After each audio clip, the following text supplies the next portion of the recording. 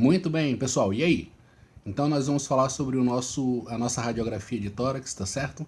E nessa radiografia eu perguntei para vocês o que você encontraria de alteração clínica. Nós falamos já sobre a parte técnica, os parâmetros técnicos para avaliar. E só que nessa eu quero que você me fale sobre algum problema clínico relacionado a esse paciente da radiografia. Então vamos lá ao comentário. Vamos ficar pequenininhos ali no cantinho. Muito bem.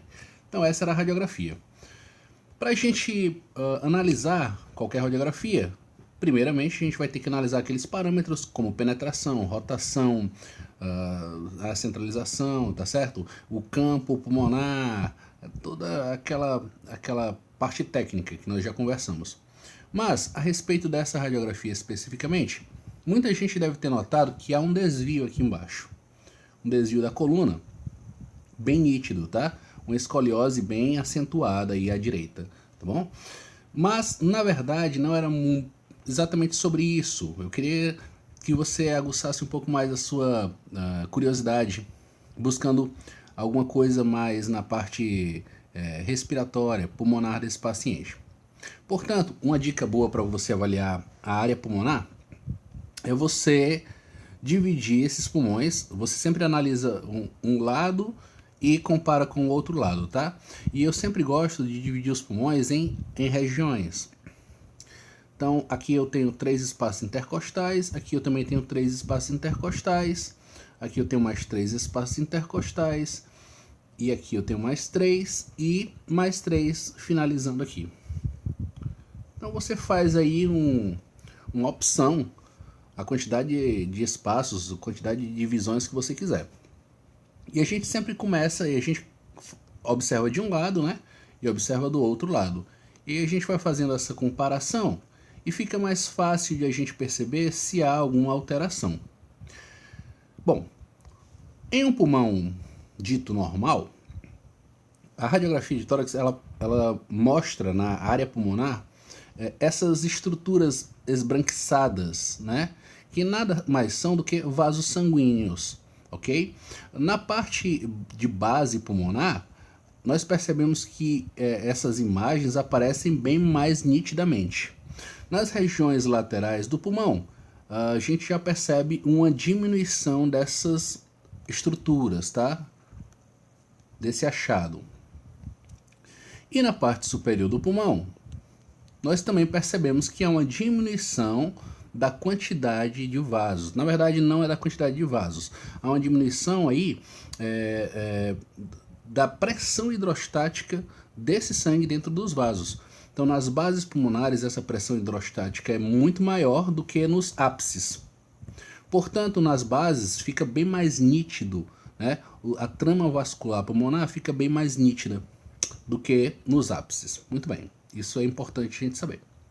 Bom, enfim, analisando a parte superior da nossa radiografia, vou pegar aqui. Algo nos chama a atenção. Veja que a trama vascular do lado direito, ela toma toda a região, né, do ápice pulmonar direito. Ela é um pouco mais discreta nessa região superior. Mesmo assim, a gente percebe que existe essa trama vascular. Já na região esquerda, do ápice esquerdo pulmonar, nós percebemos a trama vascular e ela tem um limite. Aqui existe uma linhazinha muito tênue, muito fina, discreta, se você consegue perceber aí. Tá? Essa linha tênue é a pleura visceral.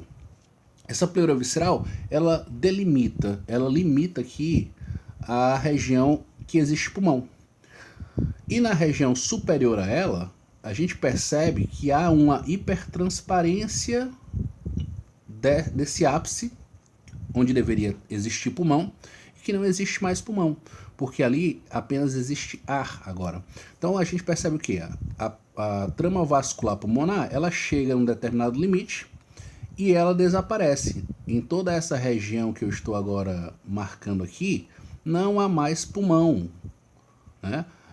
Ele está limitado a esta pleura visceral, que, em termos mais simples, ela descolou da pleura parietal. Então vamos ver aqui. Então, aqui, coladinha com o tórax, nós temos a pleura parietal. E aqui, formando essa linhazinha, nós temos a pleura, é porque a posição está ruim para desenhar, a pleura visceral. E em toda essa região apenas ar. O que foi que aconteceu? O ar vazou do pulmão para o espaço interpleural. A isso nós denominamos de pneumotórax. Então, verdadeiramente, a imagem aqui que nós deixamos, ela representa um pneumotórax. Pronto, ficou bem mais nítido para vocês aí. Então, esse aqui é um pneumotórax. Existem basicamente 4 tipos de pneumotórax. O pneumotórax primário, normalmente espontâneo, ele ocorre basicamente em pacientes fumantes, longilíneos, muito altos e magros, tá ok? O segundo tipo de pneumotórax é o pneumotórax secundário. Ele recebe esse nome exatamente porque ele é secundário a algum tipo de patologia pulmonar, pode ser um DPOC, pneumonia, tuberculose. Então, precisa haver uma patologia pulmonar para que esse tipo de pneumotórax secundário aconteça. O terceiro tipo de pneumotórax normalmente é o chamado pneumotórax traumático, nos traumas pulmonares, né, acidentes com algum tipo de lesão de costela, algo desse tipo, e também nos casos de iatrogenia por procedimentos. Um exemplo muito clássico é a iatrogenia da punção de um acesso venoso central pela subclávia, né, ou direita ou esquerda, e aí acaba perfurando ali o pulmão e enchendo essa pleura de ar. E o quarto caso seria um dos mais graves, que é o pneumotórax hipertensivo ou de tensão, ou também chamado de valvular. Eu trouxe uma imagem aqui para não dar uma viagem perdida, né? E aí a gente falar sobre esse pneumotórax hipertensivo. Observe que do lado esquerdo você percebe a limitação do pulmão. Aqui, ó, a pleura visceral fazendo contorno do volume pulmonar, tá certo? Aí esse pulmão, você percebe a trama vascular. E aqui, no restante do que deveria ser a área do pulmão, onde não existe mais pulmão, tem apenas ar. Aqui o que eu estou desenhando é a pleura parietal, tá certo? E nesse espaço interpleural a gente tem o que? Apenas ar. Isso aí é um pneumotórax. Agora, o detalhe nesse pneumotórax é que esse pneumotórax é um pneumotórax hipertensivo. Quais são as características radiológicas de um pneumotórax hipertensivo? Muito bem. Primeira característica radiológica é, evidentemente, a diminuição, o colapso pulmonar. A gente percebe que esse pulmão está colapsado, né? Está com um volume bastante diminuído. A segunda coisa que a gente percebe numa radiografia de um pneumotórax hipertensivo é o rebaixamento da hemicúpula diafragmática do lado afetado. Então você percebe a retificação dessa hemicúpula diafragmática do lado afetado. E o que uma das coisas mais complicadas, né, aquilo que torna esse tipo de patologia uma emergência médica, é o desvio do mediastino.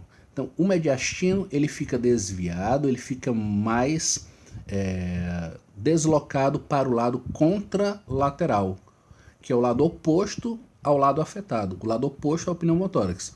Então, como o volume pulmonar aumenta no lado afetado, as estruturas mediastinais elas são empurradas para o lado contralateral. No mediastino superior, a gente percebe nitidamente aqui o desvio da traqueia. Então, se nós traçarmos uma linha medial, né, aqui uma linha central, a gente percebe que essa traqueia ela está desviada, tá vendo aqui? Desviada desse plano mediano aqui, desse planozinho aqui, tá ok? Então, desvio de traqueia, as estruturas cardíacas também estão deslocadas para o lado contralateral, isso qualifica aí o pneumotórax hipertensivo na radiografia de tórax. Então, diminuição do volume pulmonar, pulmão colapsado, nós temos aí